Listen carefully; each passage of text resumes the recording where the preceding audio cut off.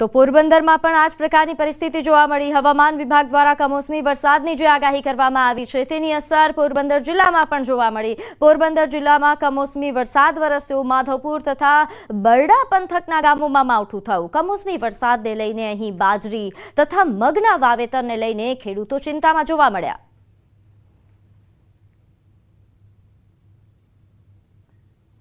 તો સુરતના ઓલપાડ તાલુકામાં આવેલી સહકારી મંડળી બહાર ડાંગર ભરેલ ટ્રેક્ટરોની લાઈન લાગી ગઈ।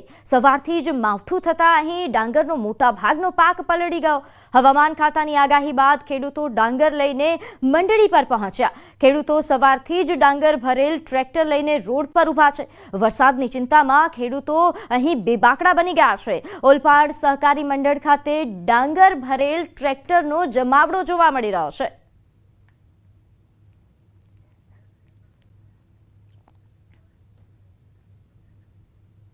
અંકલેશ્વરમાં કમોસમી વરસાદે ધરતીપુત્રોને ભારે નુકસાન પહોંચાડ્યું। ખેતરમાંથી કાપેલો ડાંગર ખુલ્લામાં સૂકવવામાં આવ્યો હતો અને જેથી સારા ભાવ આવે તેવું વિચાર્યું હતું ખેડૂતોએ, પરંતુ કમોસમી વરસાદ વરસતા અહીં પાક ભીંજાઈ ગયો।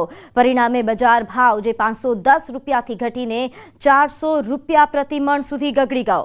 વેપારીઓ પણ ખરીદી કરતા અચકાઈ રહ્યા છે। ખેડૂતો સરકાર પાસે તાત્કાલિક સર્વે અને યોગ્ય વળતરની માંગ કરી રહ્યા છે।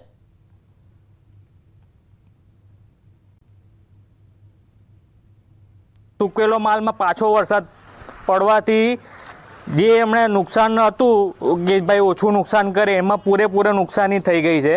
હવે એ નુકસાનમાંથી સરકારને વિનંતી કરે કે થોડી વહેલી તકે સારી એવી રાહત ખેડૂતોને મળે અને થોડી ડાંગરના ભાવ ઘટી જશે અને ખેડૂતને ખોટ ખાવાનો વારો આવ્યો છે તો સરકારશ્રીને એટલી નમ્ર વિનંતી કે તમે રીસર્વે કરાવો અને નુકસાન ખોટ પ્રમાણે ડાંગરને જે નુકસાન થયું છે તેના પ્રમાણે યોગ્ય વળતર આપે એવી દરેક ખેડૂતોની આશા છે।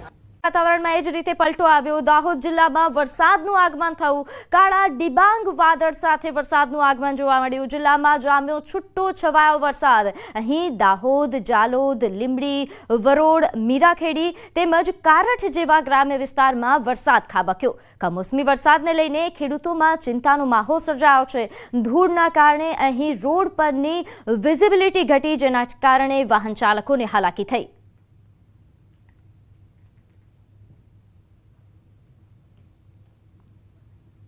તો આ તરફ જૂનાગઢના માળિયા તાલુકામાં કમોસમી વરસાદથી ભારે નુકસાન થયું। મેંદરડાના જંગર અને ભાલછેલ ગામે ખેડૂતોનો પાક ધોવાઈ ગયો। અહીં માળિયાના જંગર ગામે ખેડૂતના હાથમાં આવેલો કોળિયો છીનવાયો। તાલના પાકને લણવા જતા સમયે જ વરસાદ તૂટી પડતા ખેડૂતોને ભારે નુકસાન થયું। મેંદરડાના ભાલછેલ ગામે અડદના પાકને નુકસાન થયું। તો સતત કમોસમી વરસાદથી ખેડૂતોના હાલ બેહાલ થઈ રહ્યા છે। તો જૂનાગઢમાં તલ અને અડદના પાકને નુકસાન। જૂનાગઢના માળિયાહાટીના તાલુકામાં ધોધમાર વરસાદ વરસ્યો। અહીં અકાળા અને કાલીબડા તેમજ દુધાળા અને ધરમપુર ગામમાં પણ ભારે પવન અને ગાજવીજ સાથે વરસાદ વરસ્યો। ખેડૂતોની મહેનત પર પાણી ફરી વળ્યા। અહીં તલ, અડદ આ ઉપરાંત મગ અને કેરીના પાકને નુકસાન થયું। અહીં મોટા પાયે કેરીના પાકને નુકસાન થયું છે જૂનાગઢમાં। આ ઉપરાંત તલનો પાક પણ આ વખતે ખેડૂતોએ ખૂબ મોટા પ્રમાણમાં લીધો હતો, જેને પણ ભારે નુકસાન પહોંચ્યું છે। સાથે અડદ અને મગના પાકને પણ નુકસાન।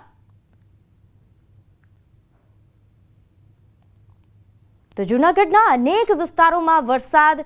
માળિયા, માંગરોળ, કેશોદમાં અહીં વરસાદ તેમજ ભારે પવન અને કડાકા ભડાકા સાથે વરસાદ થયો।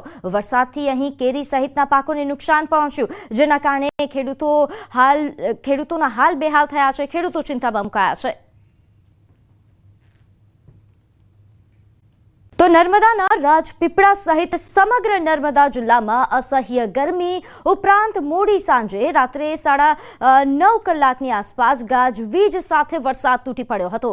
પવન સાથે વાવાઝોડું ફૂંકાતા વીજળી ડૂલ થઈ હતી। સમગ્ર રાજપીપળામાં અંધારપટ છવાઈ ગયો હતો।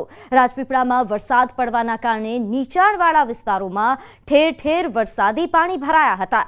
કમોસમી વરસાદથી કેરી અને કેળના પાકને નુકસાન થવાની ભીતિ।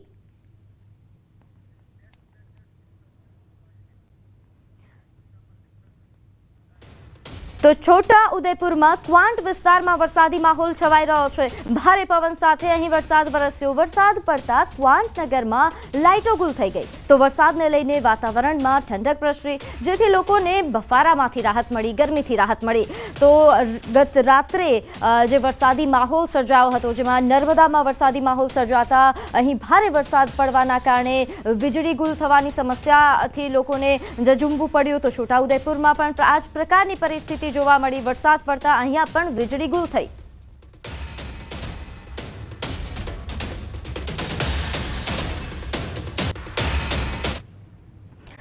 ચોમાસું અંદાજે 70 થી 80 કિલોમીટર દૂર છે. કેરળમાં ચોમાસું બેસવા માટે અનુકૂળ સ્થિતિ સર્જાઈ રહી છે.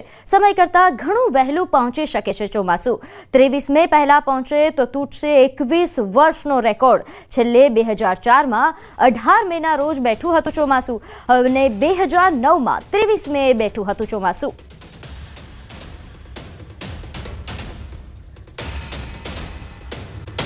ગુજરાત પર વાવાઝોડાનો ખતરો વધ્યો. અરબ સાગરમાં લો પ્રેશર સિસ્ટમ સક્રિય બની. આગામી સમયમાં લો પ્રેશર વાવાઝોડું બને તેવા પ્રકારની સંભાવના વ્યક્ત કરવામાં આવી છે. લો પ્રેશર બન્યા બાદ ઉત્તર પશ્ચિમ દિશામાં ગતિ કરે તેવી સંભાવના છે. સૌરાષ્ટ્ર અને કચ્છના દરિયાકાંઠે દેખાઈ શકે છે અસર. તો બિપોરજોય વાવાઝોડાના ટ્રેક પર ચાલી રહ્યું છે આ વાવાઝોડું. શ્રીલંકા તરફથી વાવાઝોડાનું નામ શક્તિ પણ આપવામાં આવે તેવી શક્યતાઓ છે.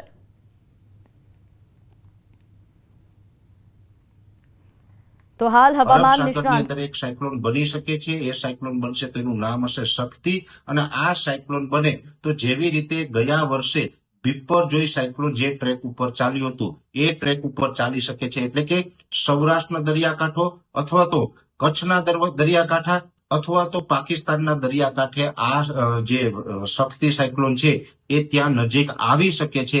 એટલે પાકિસ્તાનથી લઈ અને કચ્છ, સૌરાષ્ટ્ર આ તમામ દરિયાકાંઠા ગમે ત્યારે આ સાયક્લોન છે એ ત્યાં નજીક પહોંચી શકે. 28, 29 અને 30 સુધી ગુજરાતમાં તેની અસર રહેશે.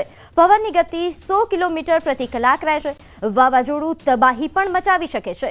ગુજરાતના કેટલાક ભાગોમાં ભારે વરસાદ રહેશે તેવા પ્રકારની આગાહી કરવામાં આવી રહી છે. હવામાન નિષ્ણાતો દ્વારા છેલ્લા ઘણા સમયથી આ વાવાઝોડાને લઈને અને ગુજરાતમાં જે આ વાવાઝોડાની અસર થવાની છે તેને લઈને આગાહી કરવામાં આવી રહી છે. તેવામાં હવામાન નિષ્ણાંત અંબાલાલ પટેલ દ્વારા આગાહી કરવામાં આવી છે કે મુંબઈ અને ગોવા વચ્ચે જે લો પ્રેશર બનશે તેના કારણે 22, 23, 24 અને 25 મે દરમિયાન વાવાઝોડું બનશે અને 28, 29, 30 સુધી ગુજરાતમાં તેની અસર જોવા મળી શકે છે.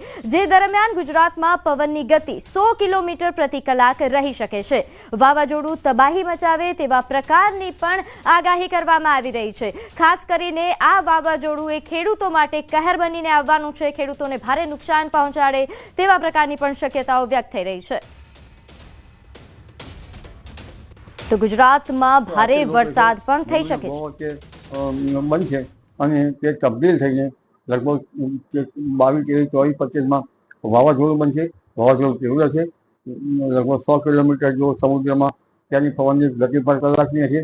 ત્યારબાદ 26 તારીખ લગભગ મે પછી રિટર્ન લેશે અને પાછું પરત ગુજરાત તરફ આવશે. હવાનું દબાણ લગભગ 990 કે 993 કે 998 મિલીબાર છે અને સમુદ્ર પેરામીટરમાં 30 ડિગ્રી સેન્ટીગ્રેડ સમુદ્રનું ટેમ્પરેચર છે. એટલે વાવાઝોડું બનવાની પ્રક્રિયા તો રહેશે. શુષ્ક પવનની ગતિ પણ રહેશે. એટલે વાવાઝોડાની ગતિવિધિ તો રહેશે. પરંતુ આ વાવાઝોડું ભારે તબાહી સુધર કરે છે અને તારીખ 26થી રિટર્ન થઈને 28, 29, 30, 31 સુધી પણ તેની અસર ગુજરાતના ભાગોમાં રહેશે અને વિવિધ ભાગોમાં ભારે વરસાદ થવાની શક્યતા છે. બીજું વાવાઝોડું બંગાળ ઉપસાગરમાં 28મી લગભગ મેથી ઓનવર્ડ થશે. હાલમાં આંદોમાન નિકોબાર ટાપુ પર ભારે વરસાદ થશે અને આ વાવાઝોડાના ગતિવિધિના કારણે પશ્ચિમના પવનના કારણે ચોમાસું દક્ષિણ કેરળ કાંઠે લગભગ 28 મે આસપાસ આવવાની શક્યતા રહે. કદાચ મંદ પડી જાય તો 4થી 5મી જૂને આવવાની શક્યતા રહેશે. પરંતુ તેની ગતિવિધિના કારણે ચોમાસું વહેલું આવી શકે છે.